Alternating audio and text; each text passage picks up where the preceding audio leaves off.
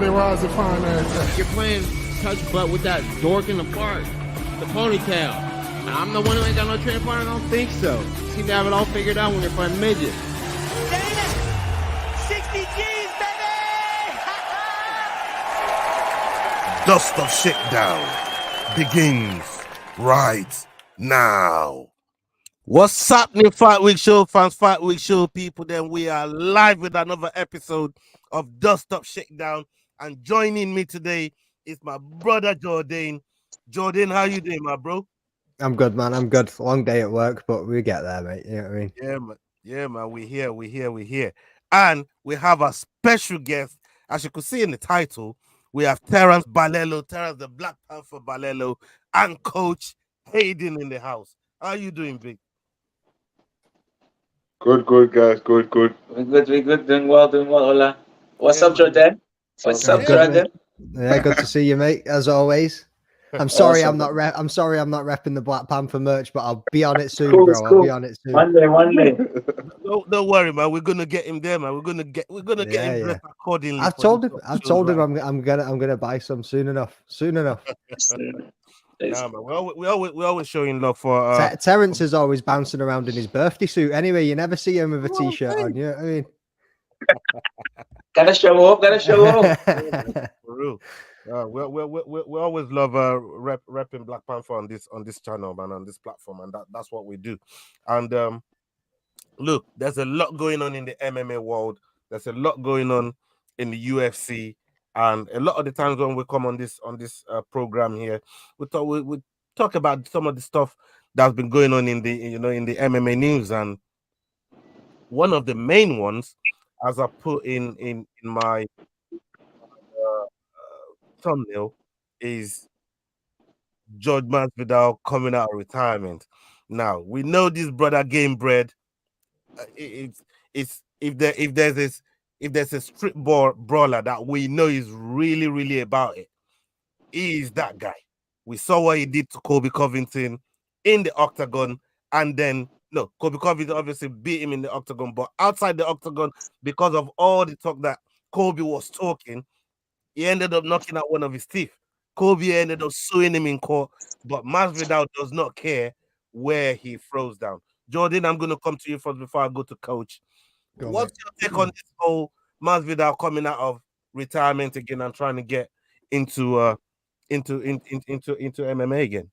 Is he coming back as a heavyweight? Have you seen him? Yeah, I mean, man's cutting about with a belly at the moment, but fair play to him. If he wants to come back, that's the thing. Obviously, I'm not a fighter, but what you learn from speaking to a lot of fighters is that hunger never goes away. Yeah, I mean, the passion, the love for it never goes away.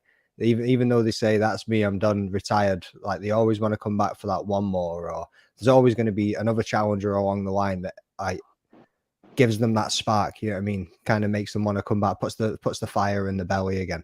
And I think that's just what it is. You know what I mean? He sees the movements and he wants to come back. Yeah, I mean, look, it's the thing with Masvidal is a very, very stylish fighter, explosive fighter. He's got a lot of finishes in his hands. And if there's one thing about him, everybody wants to see him fight, whether he wins or loses. And Coach, you've been around the sport a long time, and we know your knowledge in the sport is right up there with some of the best coaches around. But what's your take on fighters like Jordain has just said, fighters that's retired and getting the itch to come back in? How would you, as a coach, prepare a fighter like that to they've just lost signal? Oh, I thought we might have lost them. I was like, they're either sitting really, really still, or we've lost them. We were saying about the South African signal, man. Like, that's it. What I mean? What we're gonna do with that? But in the line of question that I was trying to prepare for Coach, to get somebody, especially like you said, like, have you seen the size of him? Mm-hmm. How do you get that mind? How do you get that person to, to refocus their mindset on not just what they're going back for? Because for some people, it's money, innit? Mm-hmm. Some people, it's just the itch of getting back into the octagon. Yeah. Some people, maybe they don't feel fulfilled with the career that they thought they left behind, and Yeah. they want to do some more about it. Well, here they are. They're back. Sorry, Yeah, guys, man. We no, had we're not. a bit of load shedding here by us. So All to good. the inverted to kick back in. We know what it's like. We know what it's like in Yeah, man. South Africa. We know what it's like in South Africa. But like I was saying, uh, how do you refocus the mind of somebody that's retired to then come back and take fights? We've seen it with Cejudo, and now we got Masvidal talking about it. How do you, as a coach, help them refocus to get themselves back into fight mode, if you like, after retirement? Sure. Look, I think it's most important. I think it's a mindset at that age, or and coming back out of retirement. It's more of a mindset, and I think the older you get in the game, the more you sort of become a coach, and it becomes difficult to be a coach and a fighter at the same time. And I think that is maybe a few of the difficulties you will struggle with coming out of retirement. But like you saw Romero and these guys show, no matter your age or no matter where you at or what weight, they still throw down. So the skill level is there. So if the guy's got the fight is in the dog, then let the dog fight. That's it. Yeah. You said it perfectly there. I mean, Black Panther. Let me come to you. One of the main things that Masvidal said in his in his commentary is that he can't go out on an L. He's not looking to retire on an L.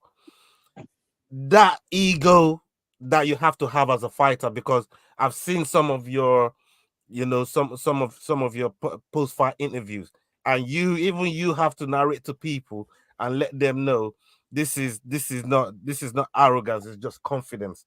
There's a fine line that you have to walk with as a fighter when you go to battle.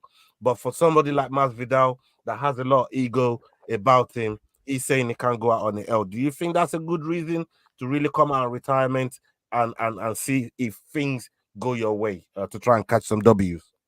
Sure, it's crazy because it's a difficult one because at the end of the day, he's done what he has to do in the sport. Now he got the BMF title. He's well off, man.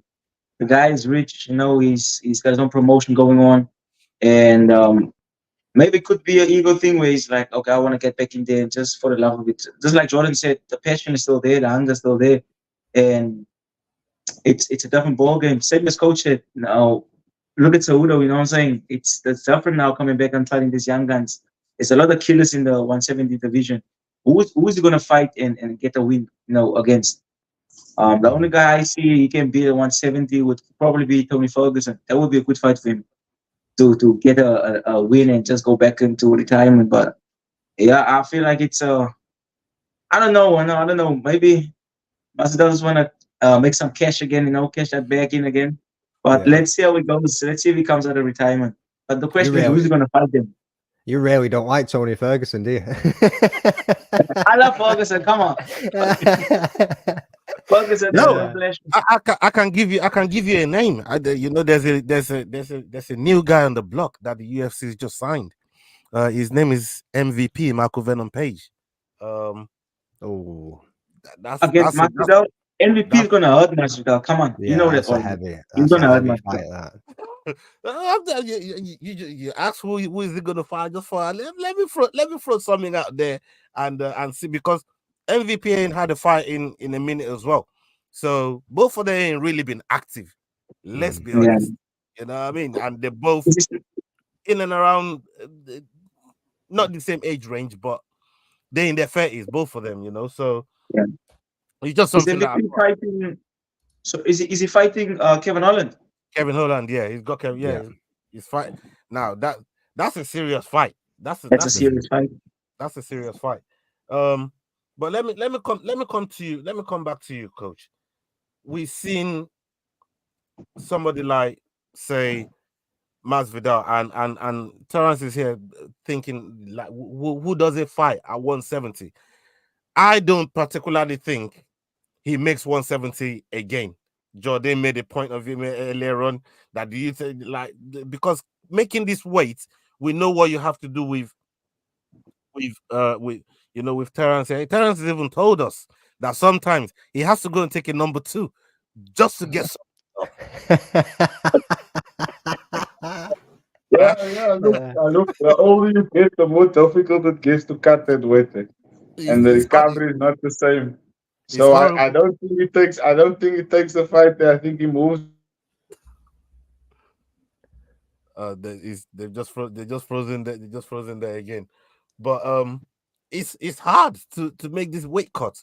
But here's another person that I think could probably get in there with him. Conor McGregor. These two, Conor, I don't even think Conor making 170. Conor talking about 185 with Chandler the other time. Yeah. You know what I mean? And if there's one person that's always wanted to fight Conor, it's Masvidal. And Would I be a think good fight. I think that would be a good money fight.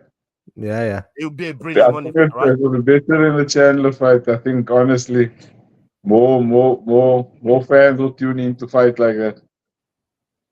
Yeah, but I mean, Jordan, what do you think to that? Like, when you look at the way Connor's messed Chandler about, I don't know if Chandler would even want to get in there with him. Like, Chandler I already, don't even you know what I mean, go on. fulfilled his Yeah. side of the deal. And Connor just messed him about.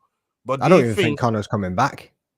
Well, there's something that I saw recently with the new testing organization, and Connor right now is the most tested fighter under the UFC roster. Or what? Twice or something? I seen he was Tested 4 tested times. twice, 4 times. He's been tested 4 times. Be Which is interesting to showing see. Is because the whole point when we was talking about Conor coming back or not is him not being in the testing pool. But Yeah. now he's now the most tested fighter since they've had these new people come in, and that's showing me that he's looking to he's looking to go back and to get back. It is maybe to look at. I just didn't think it's going to be happening yet. I mean, he's been dodging around this fight now for ages with Chandler. He's like talking about Gaethje, who's lined up with Holloway. I mean, he's talking about people that just aren't in line to be fighting him right now, and it just doesn't seem like he'll be coming back anytime soon. He's away being a movie star, sitting on his yacht, getting blowjobs at noon. You know what I mean? Like he's just living the high life, man. Yeah, I mean, when them silk pajamas start rolling in like that, you know what I mean? That's it. It's difficult, man. It's difficult to get up in the morning and make that jump. Look, this is the level that every fighter wants to get to at some point, and I get it because everybody, you're not in this for a joke. Every fighter is a prize fighter, as far as I'm concerned. They're fighting for something. But let me come to you, Coach. Aljamain Sterling, because we just seen what happened with Brian Ortega and Yair Rodriguez. I did not see that happening. Crazy. I fuck with Brian Ortega heavy, but at this point, going into this fight, I just thought to myself, you've been out for so long, going to fight somebody like Yair Rodriguez, especially what happened in the last fight and the way the last fight was going. I wasn't so sure whether he was going to be able to turn it around. It surprised a lot of people, including myself. And looking at it now, Aljamain Sterling is now saying he could come up there and exploit both for their wrestling. What do you think to that from a coach's point of view, from training stance and maybe the kind of skill set that Aljamain Sterling possesses to go up to 145 and challenge those big guys over there? Look, I think the game has developed now where guys are walking around at bantam and fighting at fly, or walking around at feather and fighting at bantam. So look, it's all about how you're going to perform at that weight class. I mean, if you look at back in the day with when Izzy moved up to light heavy, we all thought it's going to be a stand-up show, and that weight is something different. Being a heavyweight fighter myself, light heavyweight, that even that people think, okay, you light heavyweight, you can catch a heavyweight. It's a different ballgame. You hit a bit harder and things like that. But I think, look, he's walking. He's always been walking. had some crazy weight cuts. So I think he'll fit perfectly in there.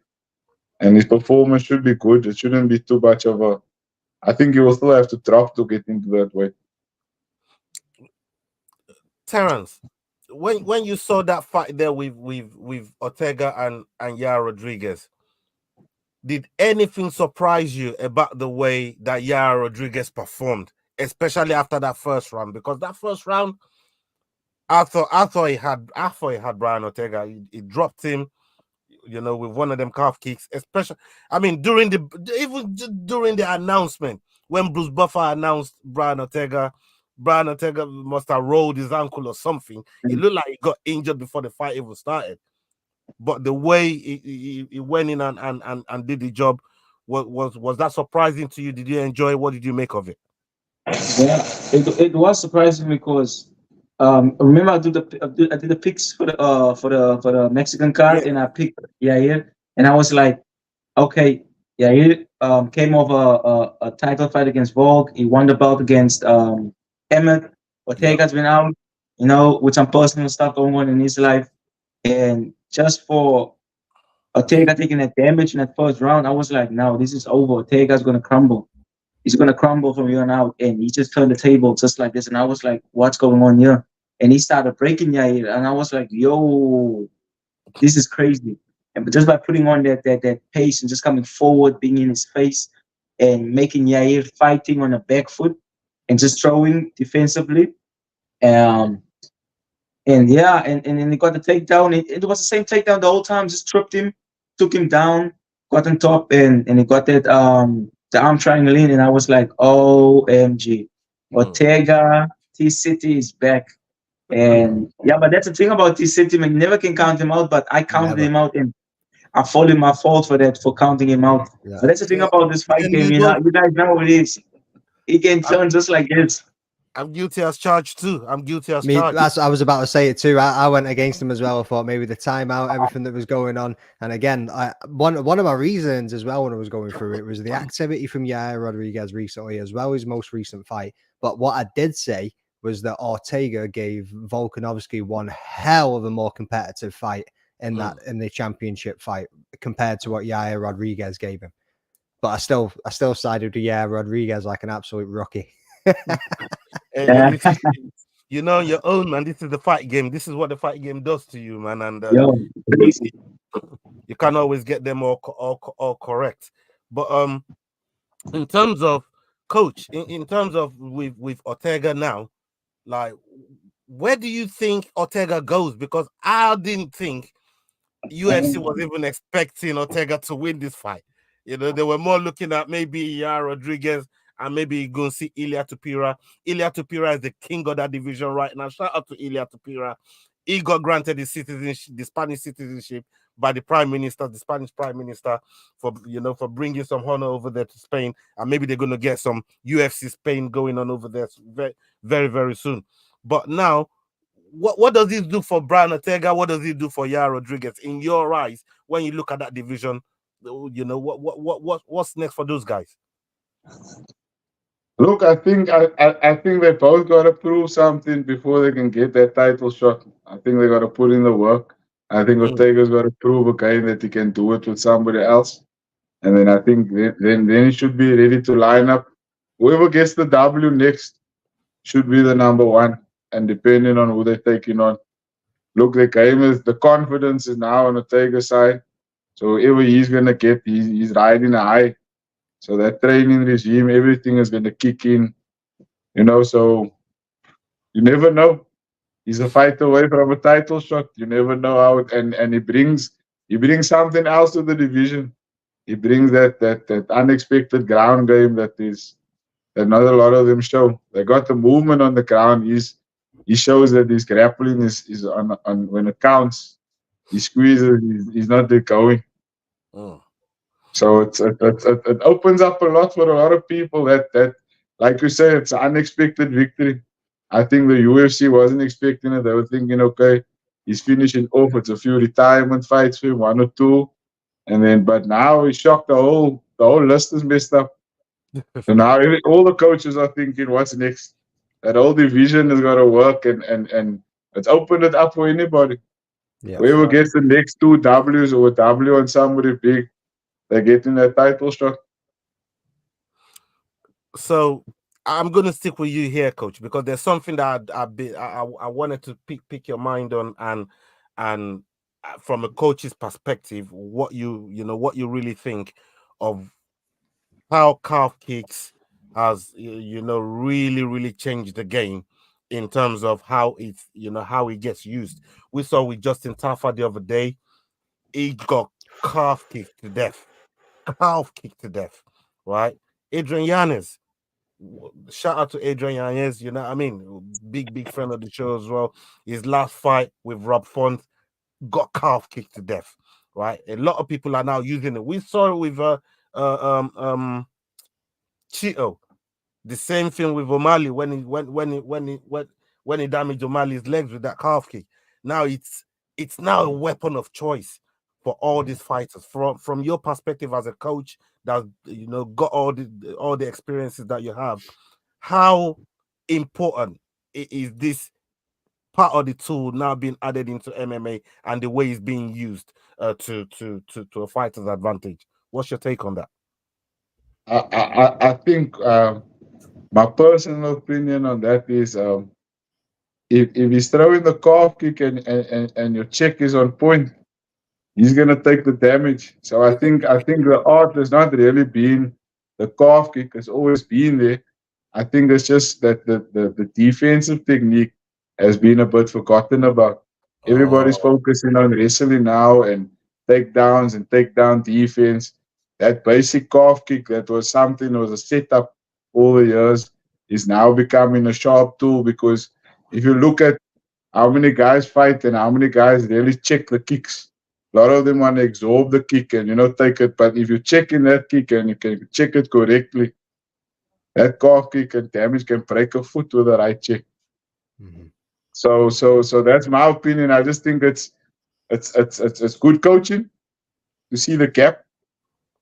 But I'm sure a lot of guys will be working on that check-in and that front foot movement and light that Muay Thai. You're going to see a lot of Muay Thai stance coming back with that foot tapping, because that's some sort of art that has been forgotten. It's more boxing, quick hands, throw in a head kick, and you win the fight.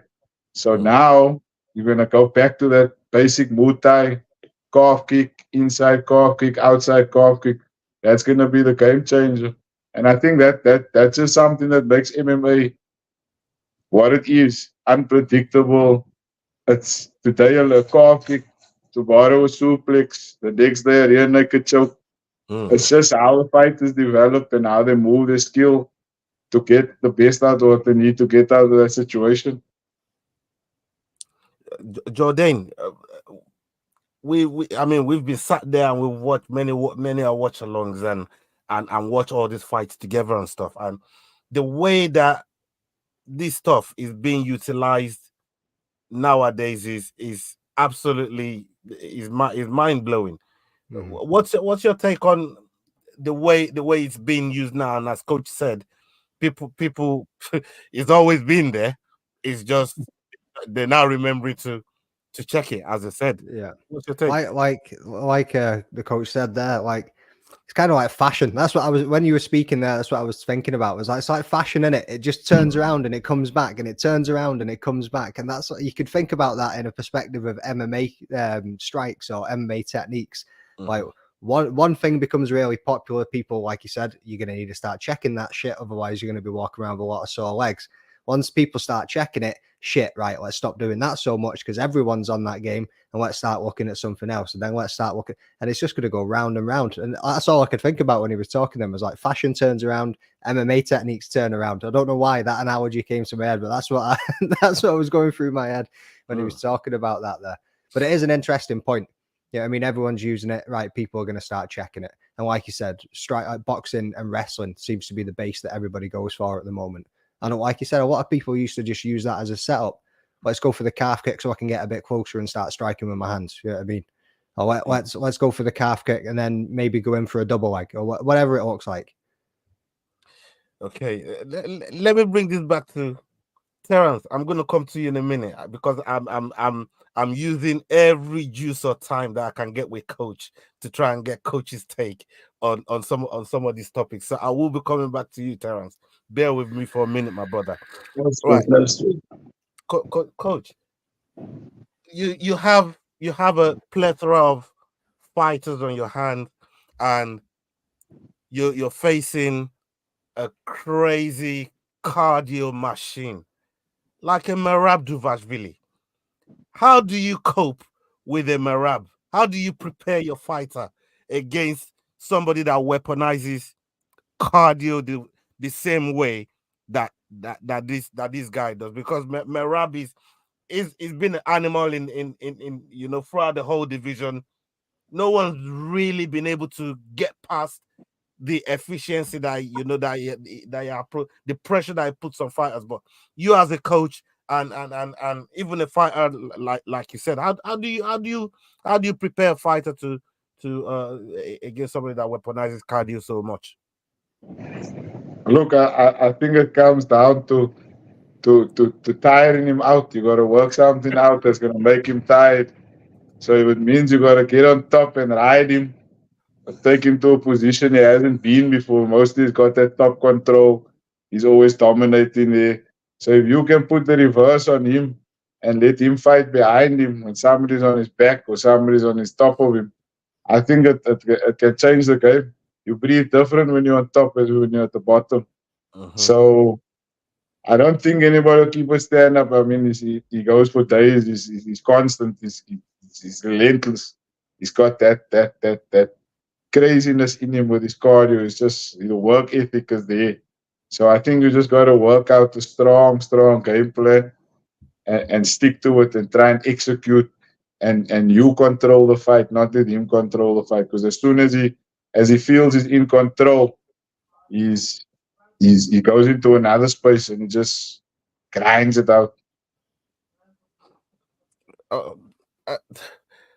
Terence, you're the one that's in there, right? Taking all of coach's instructions and just listening to the voice as it guides you.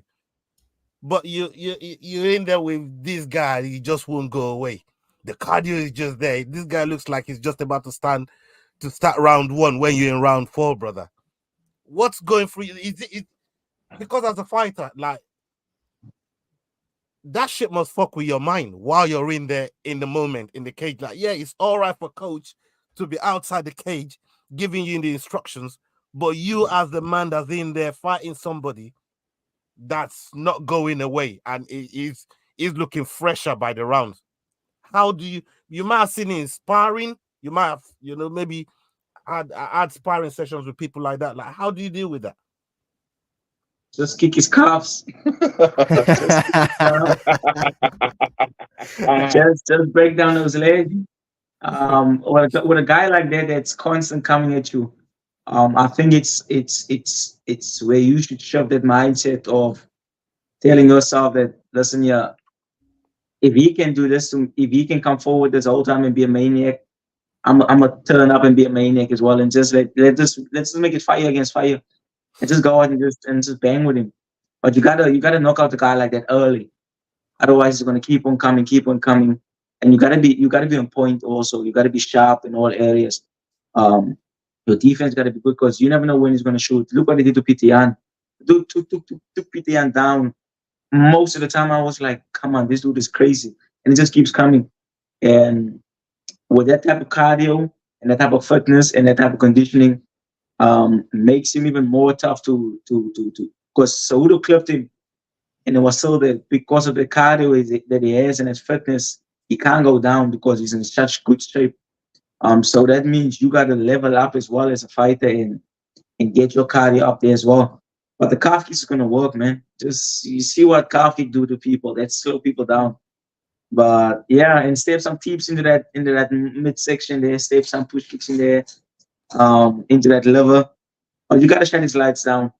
But for me in there with a guy like that, I'll just he's got to take me out because I'm not going nowhere as well. I'm gonna be there with him toe to toe and let's go at it because I can dance all night as well.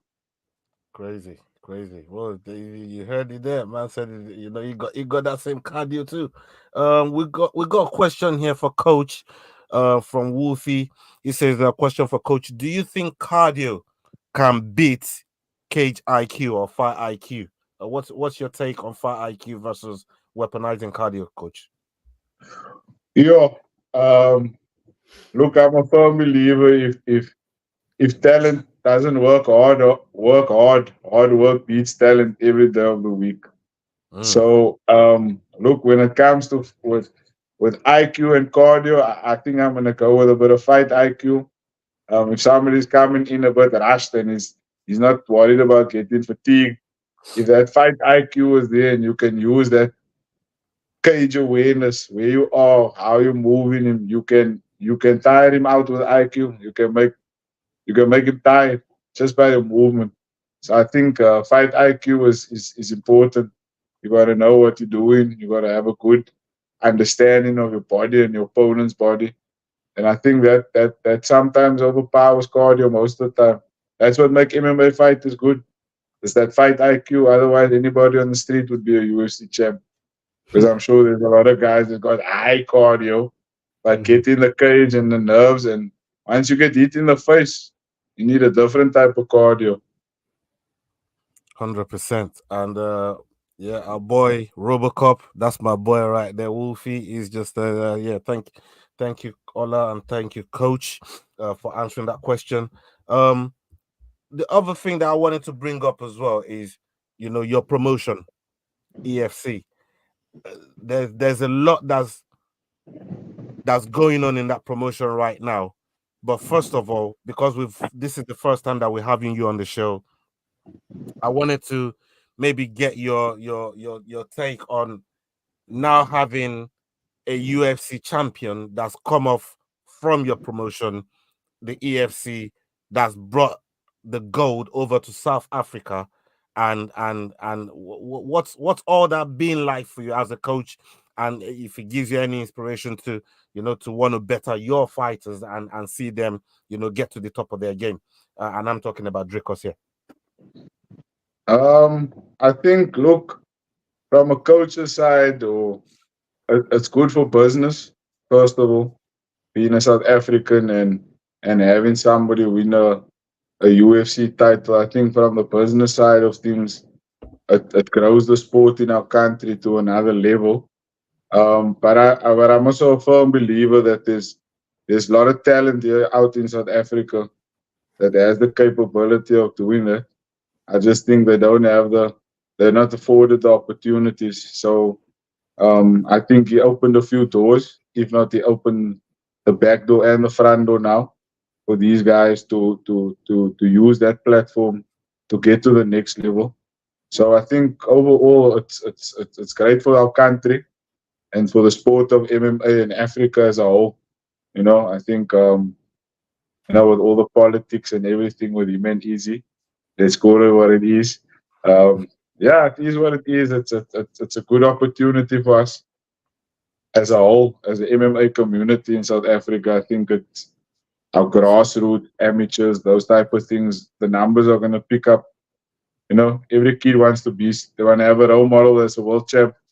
So I think for that aspect, it's great for the sport. But we still got a long way to go with the guys. That is, it's some people just see South Africa on one side, but there's a total different side of South Africa. So it's tough. So, but we don't use it as an excuse. We use it to embrace it. Like I said, talent is. You've seen how many fighters in Africa. It's just in our blood to be champions. So I think from an African point of view, yeah, I would just love to see the easy trickers fight. To be honest with you, if I can say, like you said, it'll be good if they can throw it down here in South Africa, Cape Town, one of the most beautiful cities out there. I think by all means, let's make it happen. Easy, you know where we at. Stay about anytime. If you need a facility, you know where we at. You know what I mean? So come check it out. I think it's a good opportunity for us. Like you say, Spain is looking to have a UFC shortly. So we're hoping the same for South African MMA with Dricus winning the title. And I mean that will allow guys like Terence that opportunity, the Faizes, the guys out there that's doing it, the opportunity to get on that UFC card and have a stab at becoming a world champ on the UFC. I think talent wise they've got what it takes. It's just now getting that opportunity that we've been waiting for. 100%. And staying with you there, because I was on the phone to Terence when when he got the shout to go and compete for the interim bantamweight title, but there was a lot of discussion that had to go between both of you as well in making that decision to fly out there for him to go and compete. What was that like for you? Seeing your boy lift up the title, because this is not something we've spoken about before, but to have his hands raised after 10 days of being in there with gifts and it didn't go his way, but to go over, we call him Big Balls Balelo, yeah, to, really go and secure the belt like that. You must have been very, very proud. What was that like for you, brother? Yeah, look at like I'm sure Terence told the story a few times. Getting a call the morning before the fight, it was a shock. But I think after the loss, we analyzed early when we got back what was the downfalls and where we felt we saw the mistakes and what we needed to work on. I don't think it was very much technical, maybe a little bit of mental. But when we got back, we were straight back in the gym, working out. It's almost like that week we was set up as a fight week. We had some wrestling, we had some sparring, we had all those things in that place. So when the call came, I think we were ready for it already. We were ready for a rematch, be it with Gift or whoever was gonna come. We were ready to fight. I don't think we wanted to finish the year off like that. So it was exciting. It was hard work. And like I told him from the beginning, or we knew this is a game of opportunity. I think MMA is it's when you take your chances and when your opportunities come. If you take it at the right time and you're prepared, that's when magic happens. When it's God's timing and your preparation, I think that's when magic happens. And it happened that evening. Like you say, 20 days before that, almost 30 days before that, you take your first loss in your career as a fighter, and to come back, I think 30 days later and win a division up, I think it just shows character. It just shows the skill level that he's got. So yeah, for me as a coach, I think it's exciting. We both have the same goals. We goal driven. We want to end up on top. So we're gonna walk that journey till we get there, no matter if it's a stumble or fall. I think at the end of the day, it's like they say, the old saying, it's not how many times you get knocked, it's how many times you stand up. So we'll keep standing up and make sure we don't take a loss again and keep the W's till we get to the top. That's right. That's right. I mean, we ask Terence all the time, like, yeah, when you gonna come show us the gold, man? It's like, oh, coach has got the belt, man. You know what I mean? Coach has always got the belt. Coach has never It's downstairs. lost. It's downstairs. That's what I'm saying. It's downstairs. No, seriously. It was a proud moment for everybody that follows and watches, that's watched the career of Black Panther and the way that he carries himself. I've said it. A lot of people that seen him said it. Jordain here, from the moment he got to know, Terence, he's a superstar in the making, and everybody can see it. Jordain, let me come to you. Right, the scene in South Africa now, and the level of fighters that they got coming out of there. We've spoken about this numerous times, but the level of stars that are coming out of there now. How far do you think South African MMA can go in the grand scheme of like world MMA?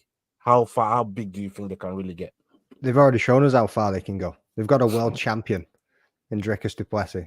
One can do it, they can all do it. You know what I mean? And like I've said before as well, the pride that brought the nation together, not just the Springboks. You know what I mean? MMA brought that country together, which was unbelievable. Like, crazy to think that that's where we're at in the world of MMA now, that it can have such a movement on a country. And there's people that wouldn't even normally look at MMA twice. Like I've said, I've got people at work that are South African that I couldn't even sit and have a conversation about MMA with because they've not got a Scooby-Doo about any of it. But they came into work the next day, Dricus du Plessis, and I was like, mate, like what? How have you even heard of this? You know what I mean? But every one of the family members are talking about it. It's all over the news. They were seeing it on the social medias, on the phone in the morning, wherever it was, it reached it. So South African MMA, I wouldn't say this is the start, but like Coach said a minute ago, this has opened the front door, the back door, the fucking kitchen window. Everything is good to go. You know what I mean? 100%. And they can all get aboard.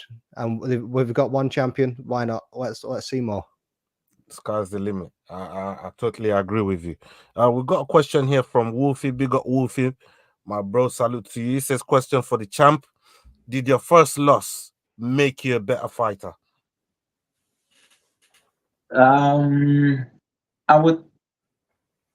I would say, because I've lost before, to be honest with you guys. I've lost before in the amateur scene. I've lost before in life. But it was just a thing of me being in sync with myself and telling myself that I can get it done, man. I can get it done. And I know what type of fighter I am. I know what type of person I am. When I set my mind to something, I'm gonna go get it.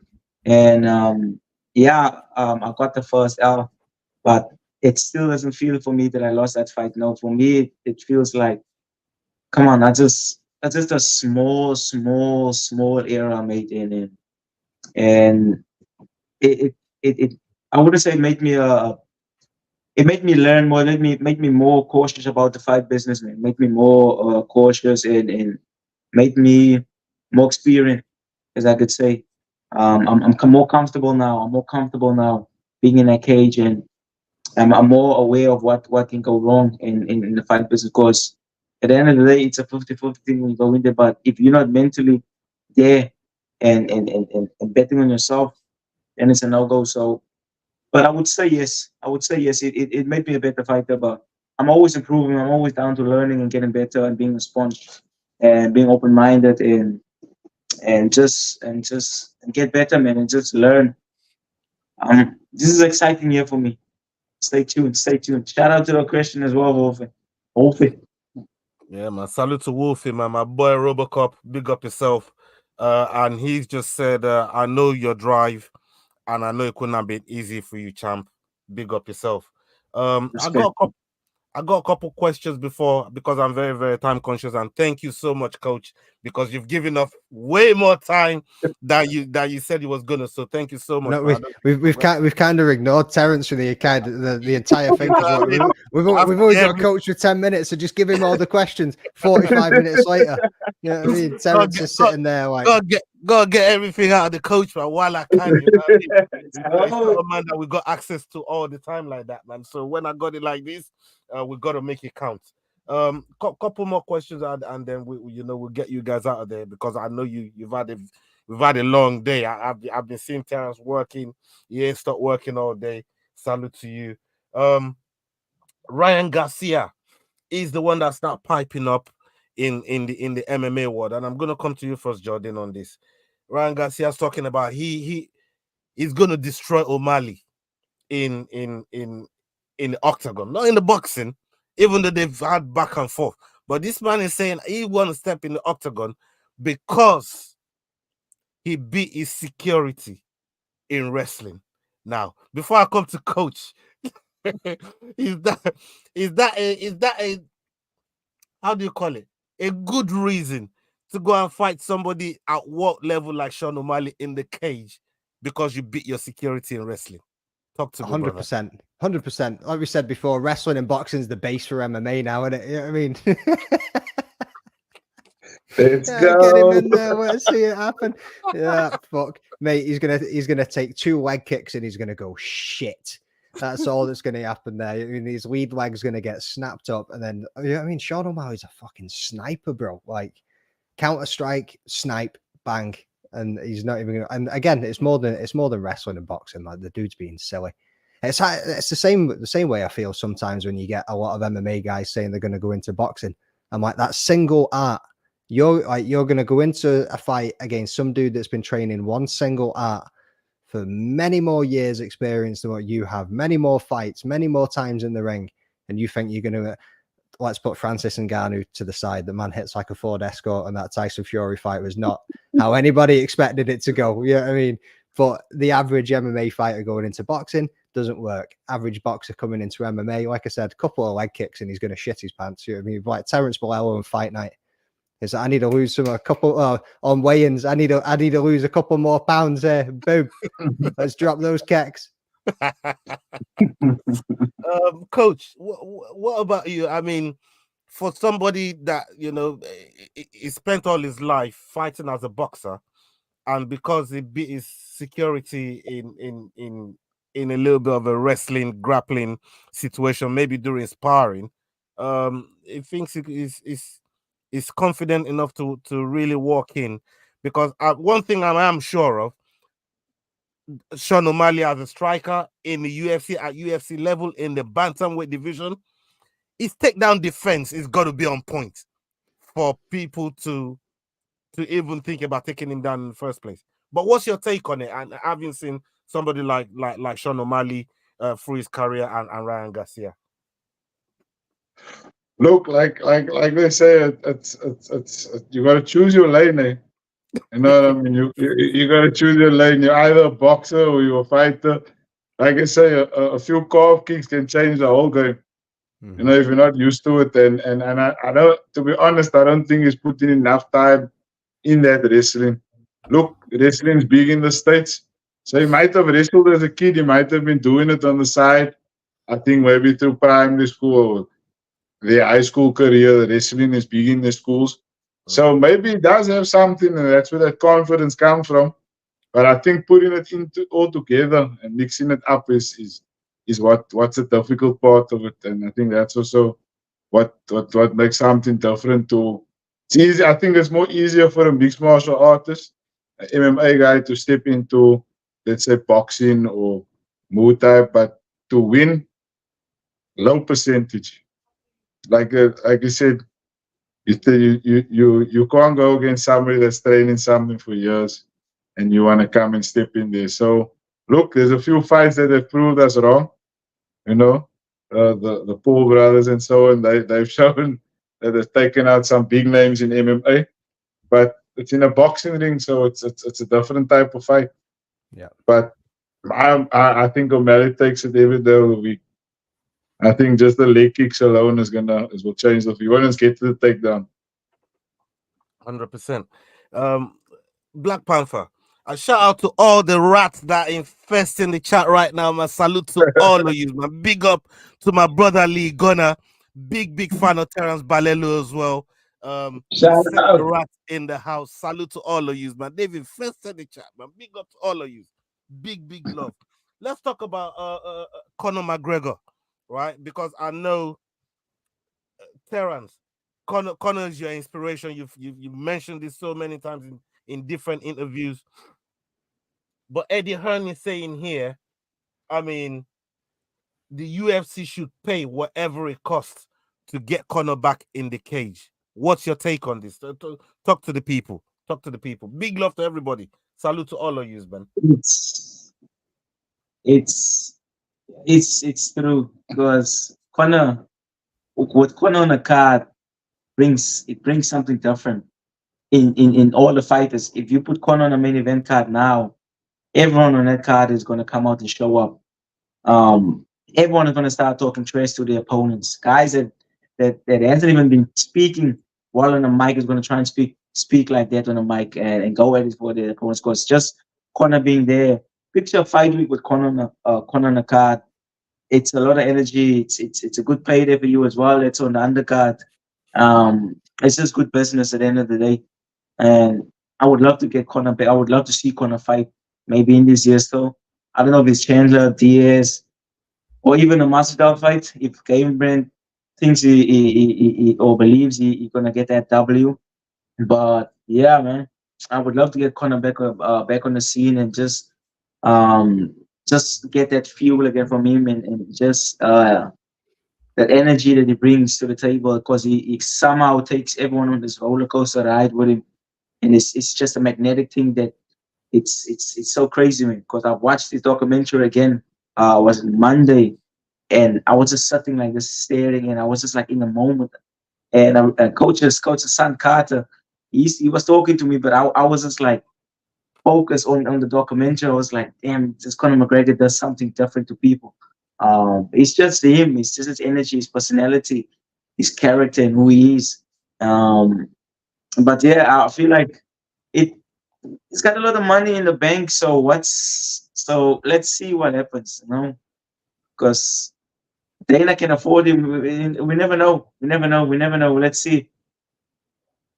Yeah, man. I know you probably have a whole different take to this whole Conor situation because we've seen Conor at his pub. He's at it again with this ebony chick. I mean, this brother don't leave the chicks alone, man. Maybe one day, Big Balls Balelo, you might be like Conor. Shit. But did you just when you mentioned that big balls? Did you say Ela Taporia called him out and said, "Hey, Conor, your balls big enough?" And Conor actually came back with one of the best comebacks he's had in years. He's like, "Bro, I've had 4 kids. You know what I mean? Of course, my balls are big enough." Let's go. I He always got to come back. Classic Conor, mate. That's probably one of the best lines he's come out with in a few years. Like, I got 4 kids. 100%. We know what Connor's like. Right. Before we get out of here, one last one. Dana White. I'll start with you on this one, Coach. Dana White said about John Jones retiring after the Stipe fight. He doesn't think he'll retire after the Stipe fight. He thinks John Jones is going to actually hang around to fight somebody like Tom Aspinall, who's the interim champion. Do you think because that fight got shelved and Jones got injured, when he comes back, he should just be fighting the interim champion? Or has Stipe earned the right and the respect enough for them to still put that fight together, let John Jones and Stipe do what they need to do, and then Tom Aspinall fight the winner of John Jones and Stipe? I think that's the way to go. I think Stipe and John Jones. I think that's the fight that is required. That's the fight that needs. The fans want that fight. He wants that fight. I think they both deserve that fight. And I think after that, I think John Jones leaves and he go fight Ngannou just to make that last little buck. I don't think he's finished yet. I think he's maybe still got about 2 fights left in it, where he can definitely. He's shown in his last fight this levels to it, and he's just got that IQ. He's got that fight game. He might be a little bit old, might be a little bit slower than people think, but I think he's just got something different. And that mindset of his is that grind that he's got, it's crazy. So I think out of respect for both of them, just to finalize that true GOAT status as the best heavyweight, I think both of them deserve it. So I think they get that, and maybe Tom gets the winner of that fight if he's lucky. Either they retire, or I don't see Jones fighting him, to be honest. I don't see Jones fighting him. If he wins the title, I think he retires and maybe go fight outside of the UFC and get a money fight. You saw he was at PFL the weekend. I was just about to mention that. That's just a time to tell you, chick, I'm here still. I'm willing to cross over. Let me sort my business out on the side, and then we cross over. Look, they didn't face off, but they commented against each other. They had them talking at the same time. So something's in the water there. John Jones, the Saudi prince. That's what's coming up. Here we go. Yeah, here we go. I mean, Jordain, what's your take? What's your take on the whole thing with John Jones Stipe and Thomas Pino, because Thomas Pino is somebody that you are affiliated with. You know he's the people in his camp. What's your take on this whole situation here? And do you think that fight actually happens? Because like my man I said, hope it does. I hope it does, mate. Yeah, I mean, we've spoke about it a couple of times in the past, and I think it needs to. Like, what was the whole point in the interim belt if that's not really going to be happening? And obviously, they want to come back. They only have that Stipe fight, legacy fight. I get it. I would like to see it. Are we going to see it? I honestly don't know. I really don't know. And then when you look at it from both sides, like you look at it from John, why would he want to go and fight Tom and potentially smear his legacy a little bit by going against somebody that's a prospect that could potentially do him? You know what I mean? Because Tom's very good all round. You know what I mean? Like the speed that he's got, the power that he possesses, his grappling's phenomenal. His submission threats there. He's not going to get walked through like Garn did by John Jones either. Like it's going to be a really tough fight. Does he want to do that? Who knows? Yeah, I mean, it's all down to John. I don't know. We got a question here for you, Coach. We've got a fight that just been announced by the EFC. Adrian Sanchez. Shout out to Adrian Sanchez and Tapiwa Katikati. Shout out to him as well. We both know, their gyms from PFA SA and combat coaching with Coach Mornay. What's your take on this bout? Because it's one of the quickest one. And Fight Week Showcase said, "Who do you got?" On top of that, Sure. Look, I don't. No comment. Tough one. Tough one. Look, I think it's a short notice for Sanchez. I think it was supposed to be Fantondano against Taki Taki. And then so it's a short notice fight, but I feel the Cape Town guys, I'm gonna go with the Cape Town boys. I'm gonna go with the Cape Town boys. We'll go with the Cape Town boys, gotta support that homegrown stuff. So all the best for him, and I hope he brings that W back for us. It just promotes the sport to another level. But I think short notice fight, it's tough. It's a 50-50. Taki-Taki's got some mad power also. So if he lands, and I don't know how active Sanchez has been now. He's been preparing or so and so. All of the best for him, and the guys fighting now in the EFC card. It's the short notice fights is a bit dangerous, from my opinion. It's risky. It's high risk fights. Look who's sitting next to you. That's what I'm saying. The king of short notice fights right there. Yeah. Hopefully he can take some pointers from Terence. Yeah. Our Terence did it on a short notice, because I think it's not even so weak. So yeah, I know the boys train hard out here in Cape Town. So big ups to the guys from Cape Town. Shout out, repping our wood. So bigs up to him. I'll go with him on this one. All right. Okay. And what are you most looking forward to apart from like your students? When you look at the EFC roster as a whole, what bouts are you most looking forward to? Or if you was a matchmaker, who would you put together and say, you know what, this is my dream fight? I just want to be a fan and just watch this fight on the EFC roster. Which fight would that be for you? If you could do the magic wand and be EFC for 1 minute. I think the bantamweight is one of the most contested weights in the EFC at the moment. Not just because I'm sitting with the interim champ next to me here, but I think if you look at the names that are there, I think the top 4 or 5 guys are all former champs. They've all gone on to fight organizations out of the country, and they're all slowly making their way back, just to keep fight ready. So I think it's tough. There's some crazy fights. There's some teammates that are 1 and 2 in a weight class. So there's a lot to the line in the division, in most of the divisions. I know the heavyweight, light heavyweight's a bit stagnant aside, but I think tough. I think a few champ fights won't be bad. I think in the EFC, just to spice it up, won't be bad. Yeah. I think we have one lined up already. We Gift and Zulu. Those two going to be throwing down champ, like you said. Those two going to be throwing down very, very soon. And it puts your boy in the picture once we got a result from that situation there. Is that something that you're looking forward to, Coach? Yeah, most definitely. But before, I just hope they make weight, because we ready. We'll be on weight. We'll be on championship weight. Come waiting. So if any of them is not feeling up for it, by all means, we ready as ever. That's always been the goal. So we hope we wish them all nothing but the best on the weight cut. But if they're not feeling up to it, let us know. Even on the same day, we'll be there. We'll be on weight. We'll make it official. Don't let that go over your head, people. The coach I just thrown down the gauntlet.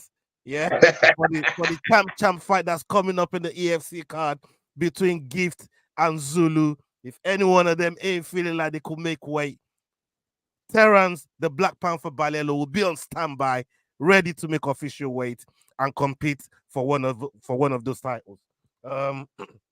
Coach, I think that's the best way to leave it on tonight. Thank you so much for coming on, for joining us tonight. You've been absolutely superb. And you too, Terence, mate. Shout out to you as well. Big up yourself. Thank you for pulling up tonight. My brother Jordain, always in the cut, always around here, pulling on the show for us. Salute to all of you. It's been a fantastic show, and we got a lot of great takes from you. And Terence, you know we support you on this show. You know we fuck with you heavy, and we're gonna keep getting people to get eyeballs on your work. We're gonna keep getting you all the followers, all the supporters, and everything that we can do for you on this platform. We're gonna carry on doing for you, my friend. Is there anything else that you want to say, my brother? I just want to say thank you for having us on the show tonight and always being there behind the scenes, Ola. Like I've been saying all the time. I'm always going to give you guys a shout out after every fight. You know, shout out to you as well, Jordan. Another. How can I say? UK brother from another mother. Appreciate you guys, man. You guys' IQ is so good when it comes to these questions and just the fight business as a whole.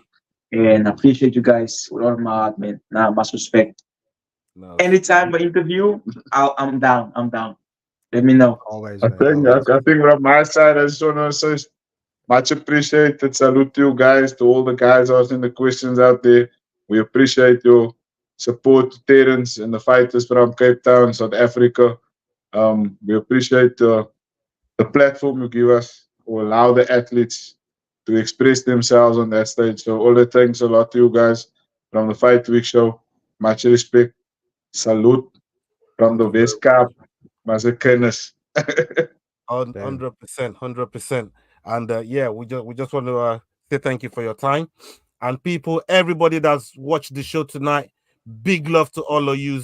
Salute to you guys. You guys are the best.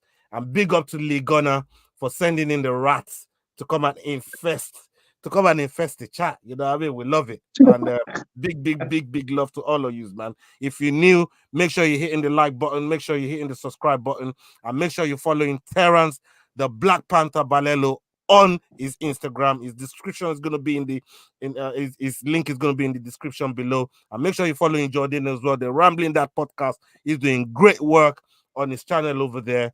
Big love to him. And people, up until the next video, hasta la vista. We're out. Salute. The Fight Week Show. Hey guys, this is John Anik from the UFC. You're watching the Fight Week Show. Please subscribe.